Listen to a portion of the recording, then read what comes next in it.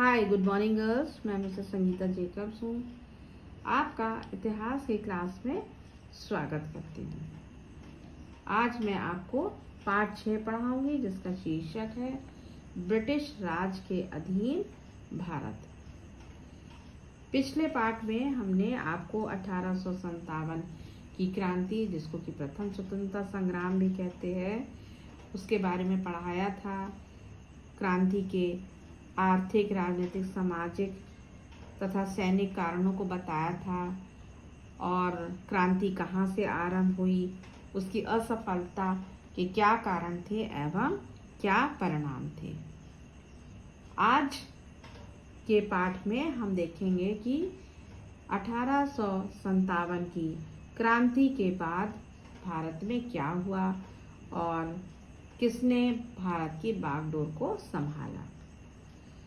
तो प्रथम स्वतंत्रता संग्राम के बाद भारत में कंपनी का शासन समाप्त हो गया और अब भारत में ब्रिटिश सरकार ने अपना अधिकार स्थापित कर लिया था। महारानी विक्टोरिया ने अपने आप को भारत की शासिका घोषित किया था। भारत की शासिका बनने के बाद उन्होंने एक घोषणा पत्र भी जारी किया। इस घोषणा पत्र के अनुसार उन्होंने सीमा विस्तार की जो नीति थी उसको समाप्त कर दिया था। जिन भारतीयों ने अंग्रेजों की हत्या की थी उन दोषियों को छोड़ करके बाकी जितने भी थे उन सबको माफ कर दिया था, क्षमा कर दिया था। फिर उसके बाद कुछ जो हमारे भारतीय योग्य थे, पढ़े लिखे थे, तो उनको उन्होंने बिना भेदभाव के सरकारी सेवा में भर्ती करने का वचन दिया। महारानी विक्टोरिया ने जो घोषणा करी थी उसके अनुसार इंग्लैंड में भारत के शासन की देखभाल के लिए, वहाँ के नियंत्रण के लिए एक मंत्री नियुक्त किया था जो कि भारत मंत्री कहलाता है, उस समय कहलाया। और ये जो भारत मंत्री था ये इंग्लैंड में रहता था और वहाँ से वो भारत के शासन की देखभाल की देखरेख करता था और उस पर नियंत्रण भी रखता था। भारत में अब गवर्नर जनरल जो थे वो वाइस रॉय कहलाने लगे थे, क्योंकि अब ये ब्रिटिश शासन के प्रतिनिधि थे। इनकी सहायता के लिए एक समिति थी जिनमें कि 4 सदस्य होते थे। फिर इसके साथ ही बहुत से भारतीयों को जिन्होंने अंग्रेज़ों के प्रति अपनी निष्ठा दिखाई थी, वफादारी दिखाई थी, उनको भी पुरस्कृत किया गया था, जैसे कि राजपूत, मराठा और सिख प्रमुख और हैदराबाद के निज़ाम, इन सबों को पुरस्कृत किया गया था।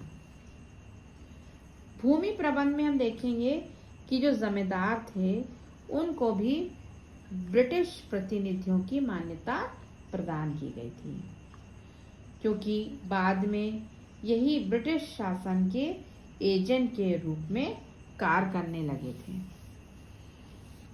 ब्रिटिश शासकों ने सेना का भी पुनर्गठन किया, उनको फिर से सुसंगठित किया और सेना में हम देखते हैं कि जो ब्रिटिश सैनिक थे उनकी संख्या को बढ़ा दिया गया था और भारतीयों की संख्या को घटा दिया गया था।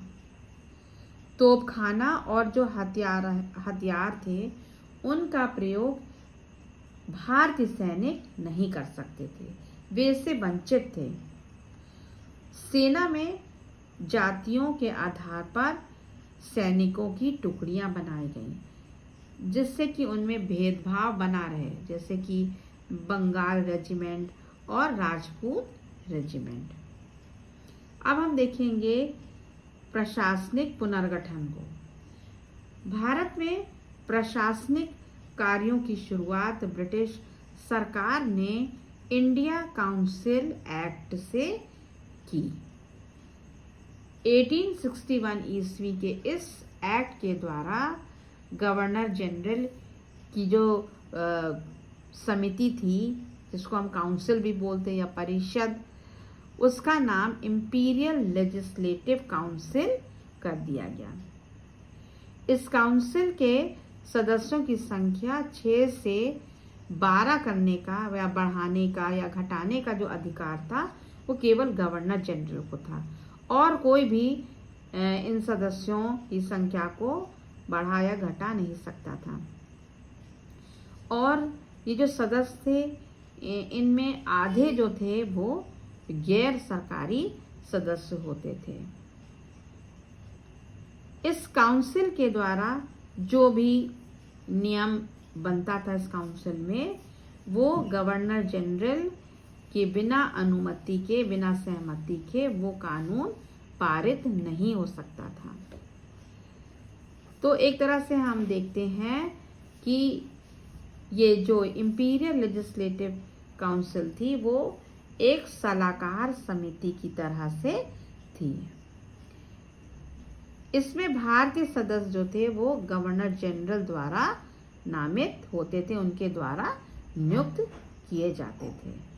तो ये था इंपीरियल लेजिस्लेटिव काउंसिल।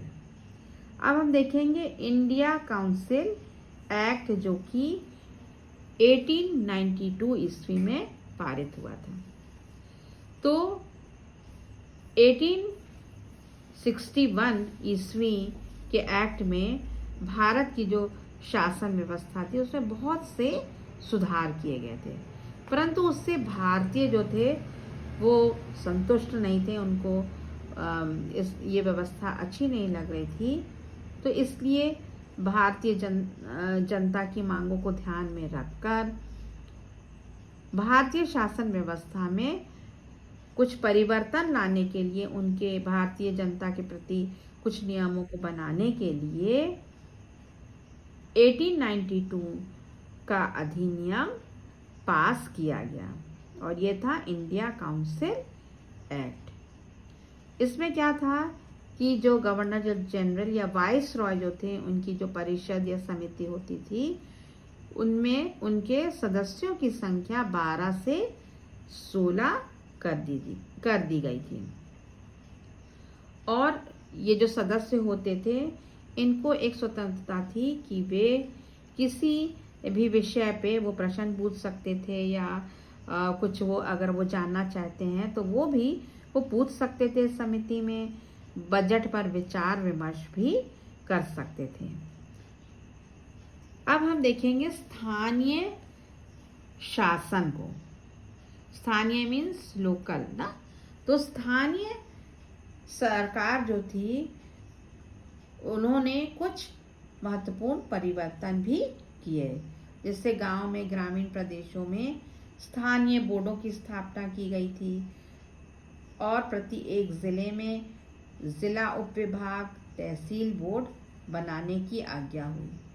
नगरों में भी हम देखते हैं कि नगर पालिकाएं स्थापित की गई, और इनका जो कार्य था, रोशनी की व्यवस्था देखना, गलियों तथा मार्गों की स्वच्छता को देखना, शिक्षा संबंधी कार्यों को देखना, जल की पूर्ति और चिकित्सा संबंधी सभी कार्यों को देखना। तो ये नगर महापालिका का कार्य था।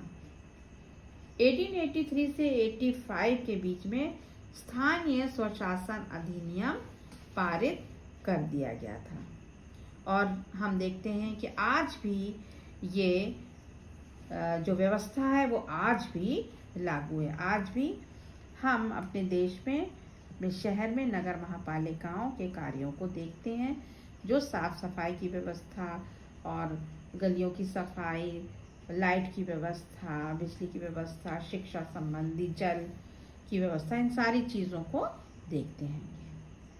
आगे हम देखेंगे सिविल सर्विसेज, लोक सेवा। लोक सेवा आयोग के नाम आयोग के बारे में आपने सुना होगा। ये हमारे शहर में भी इसका ऑफिस है, लोक सेवा आयोग का।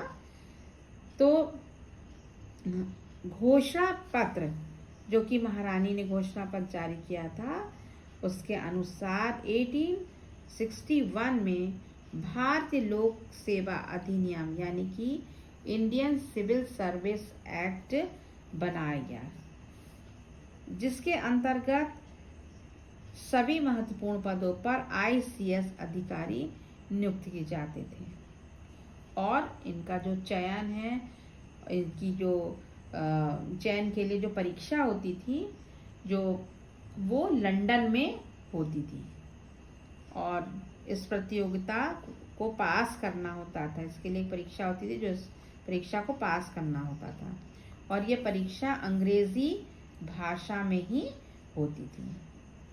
1853 ईस्वी तक इस परीक्षा में बैठने की जो अधिकतम आयु थी वो 23 वर्ष थी, तो यानी कि 23 इयर्स, और बाद में इसे घटा दी गई और इसको 21 वर्ष कर दी गई। फिर उसके बाद जो है फिर 1876 में इसको और भी घटा करके 19 वर्ष कर दी गई। 1863 में ये परीक्षा उत्तीर्ण करने वाले सबसे पहले जो भारतीय थे वो थे सत्येंद्र नाथ ठाकुर। ये सत्येंद्र नाथ ठाकुर रविन्द्रनाथ ठाकुर के बड़े भाई थे। आज हम देखते हैं कि ICS को IAS भारतीय प्रशासनिक सेवा कहते हैं। इसकी जो चयन प्रक्रिया है वो भी बहुत कुछ मिलती जुलती है। इस प्रक्रिया के अनुसार हम देखेंगे कि जो प्रशासन के कुछ विभाग हैं जैसे कि पुलिस, सार्वजनिक निर्माण, चिकित्सा, डाक, तार, वन, प्रौद्योगिकी, अभियांत्रिक, कस्टम तथा रेलवे, इन सभी में उच्च वेतन वाले पदों पर सिर्फ ब्रिटिश नागरिक ही नियुक्त हो सकते थे, भारतीयों को नहीं नियुक्त किया जाता था। तो इसके लिए भारतीयों ने क्या किया कि 1918 यानी कि 1918 में प्रशासनिक तथा लोक सेवाओं का भारतीयकरण किया गया। सेना तथा पुलिस का पुनर्गठन 1857 के बाद पुनर्गठन की प्रक्रिया शुरू हुई, जिसमें कि सेना को भी पुनर्गठित किया गया, यानी कि फिर से उसको सुसंगठित किया गया। फिर से देखा गया कि उसको ठीक से किस तरह हम उसको फिर से सुसंगठित कर सकते हैं। 1857 में बंगाल, मद्रास और बम्बई, इन सभी प्रांतों की अपनी अलग अलग सेनाएं थी, परंतु अब जो क्या था, इन सभी सेनाओं को मिला दिया गया था, इनका एकीकरण कर दिया गया था और इन्हें ब्रिटिश सेनाध्यक्ष के अधीन कर दिया गया था। अब इन्हीं का ही काम था ब्रिटिश सेनाध्यक्ष का कि इनको कैसे ट्रेनिंग दे, इनको संगठित कैसे करें, तो ये सभी सेना को मिला दिया गया था। सेना में यूरोपीय सैनिक जो थे वो उनकी संख्या भारतीय सैनिकों की तुलना में दुगनी थी और भारतीय जो थे चाहे कितने भी योग्य हों, लेकिन उनको केवल सूबेदार के पद से ऊपर कोई भी पद नहीं दिया जाता था सेना में। और हम देखते हैं कि ये व्यवस्था जो थी वो 1914 यानी कि प्रथम विश्व तक ऐसी ही बनी रही।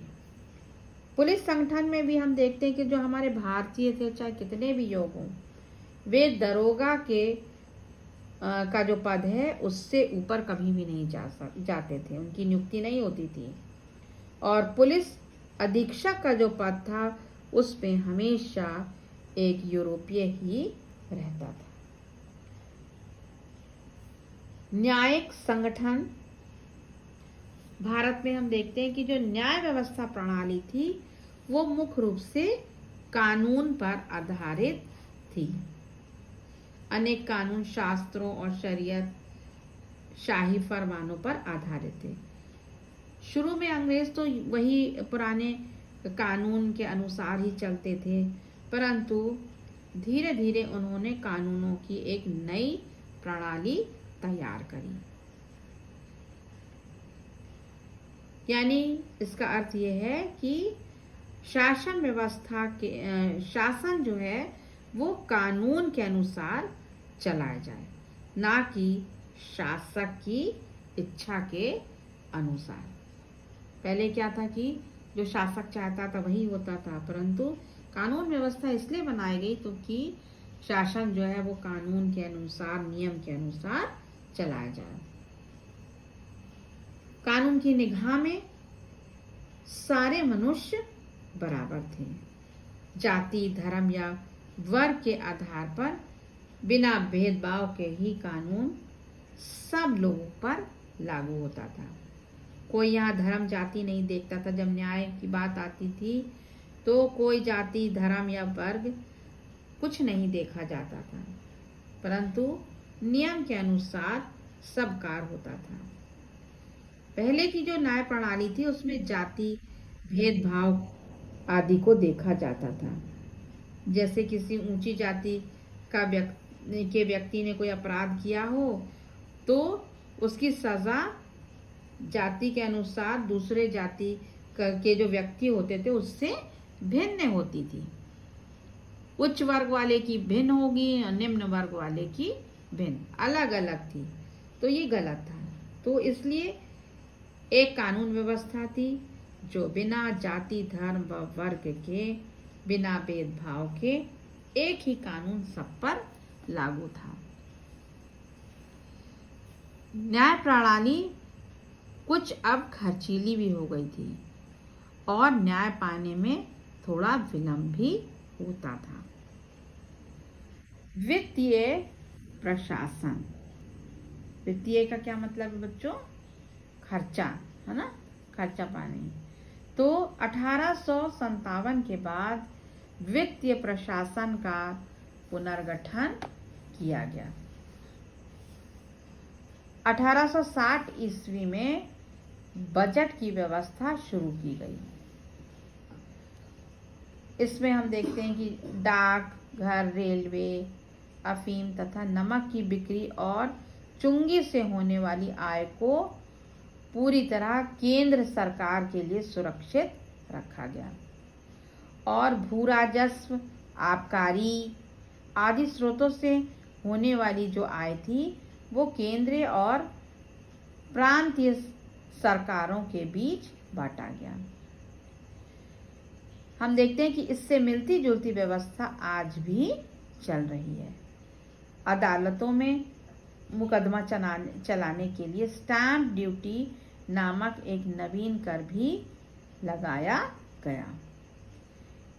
1892 के अधिनियम के द्वारा विधान परिषद के सदस्यों को बजट पर विचार करने का अधिकार भी दिया गया।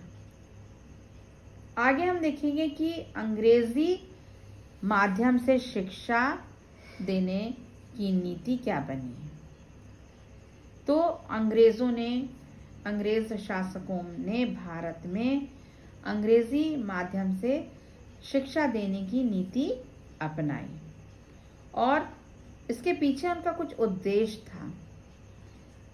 वे ये चाहते थे कि जो अंग्रेजी शिक्षा प्राप्त भारतीय होंगे वो आगे चलकर उनके समर्थक बन जाएंगे। अंग्रेजी भाषा के रूप में उन्हें संपर्क भाषा प्राप्त हुई, जिसका परिणाम ये निकला कि वे अंग्रेजी साहित्य के संपर्क में आए। लॉर्ड मैकॉले ने जब अंग्रेजी साहित्य की शिक्षा और अंग्रेजी माध्यम से शिक्षा देने की जब नीति अपनाई तो उसका एक ही उद्देश्य था, और वो ये था कि शिक्षा से ऐसे व्यक्ति तैयार हों जो आत्मा और आस्था से ब्रिटिशवादी हो। तो हम देखते हैं कि अंग्रेजी माध्यम से उन्होंने जो शिक्षा की नीति अपनाई, उनका यही उद्देश्य था कि सब लोग अंग्रेजी सीखें और उससे उनको फायदा हो और वे उनके समर्थक बने रहें। तो बच्चों, आज का पाठ यहीं समाप्त होता है। उम्मीद है आपको समझ में आया होगा। अगली क्लास में मैं इस पाठ का दूसरा भाग पढ़ाऊंगी और आपको प्रश्न उत्तर तथा अभ्यास भी दूंगी। Thank you.